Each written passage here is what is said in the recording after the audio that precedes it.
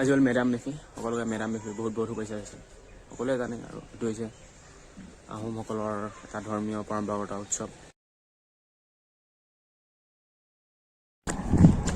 Hello' বন্ধুসকল, হয় নেকি ব্লগৰ নতুন এটা ভিডিঅ'লৈ আপোনালোকক সকলোকে আদৰণি জনাইছোঁ, স্বাগতম জনাইছোঁ।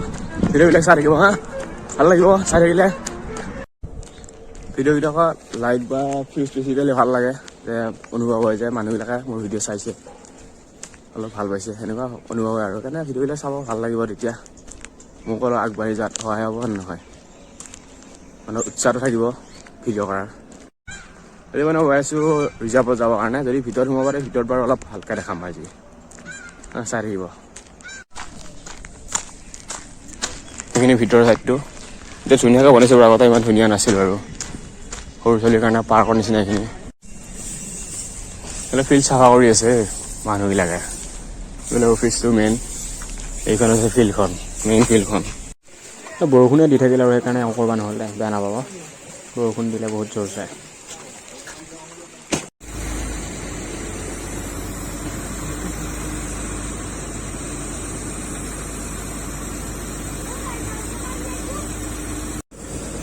এইবিলাক সেইদিনা পুতিছিল যে হেৰিটো, কি বুলি কয়, পানীৰ টেংকিৰ কাৰণে, সেইটো গাড়ীখনে এতিয়া পাম্প মাৰি আছে।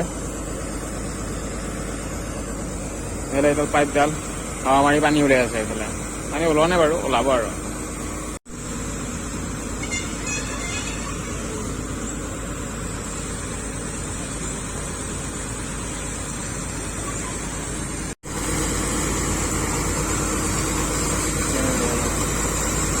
গা ধুই বেয়া নালাগিল হয়, কিন্তু গা ধুব নোৱাৰে ঠাণ্ডা পানীত,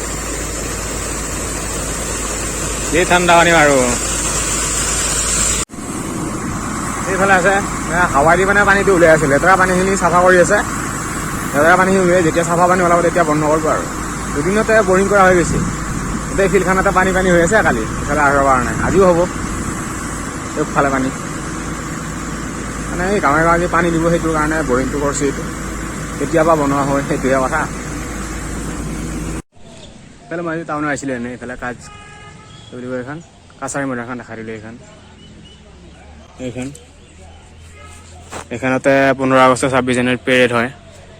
এইখন মেইন গেটখন, ডাঙৰ গেটখন। সেইফালে গেটখন আছে বাৰু, আৰু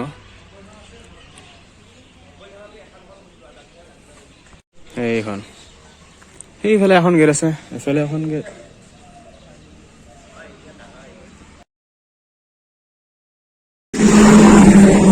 এতিয়া আহিছে ৰাতিপুৱা 7:30, নিয়ৰ পৰি আছে, চাচোন নিয়ৰ পৰি আছে।